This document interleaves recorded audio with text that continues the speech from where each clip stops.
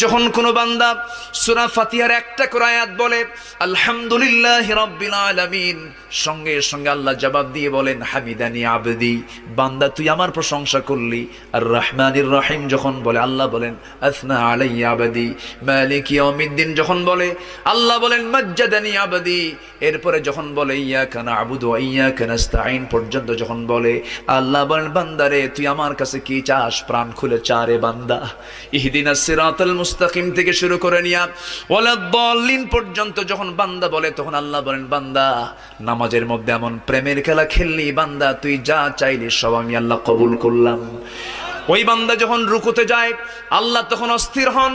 ওই বান্দা যখন সিজদায় যাওয়ার জন্য প্রস্তুতি নাই, সমস্ত ফেরেশতাকে ডাক দিয়ে বলেন ও ফেরেশতারা, এই বান্দাগুলো আমাকে দেখলো না, রাসূলকে দেখলো না, কোরআনকে দেখে হাদিসকে বিশ্বাস করে আমাকে খুশি করার জন্য তার সবচেয়ে সম্মানজনক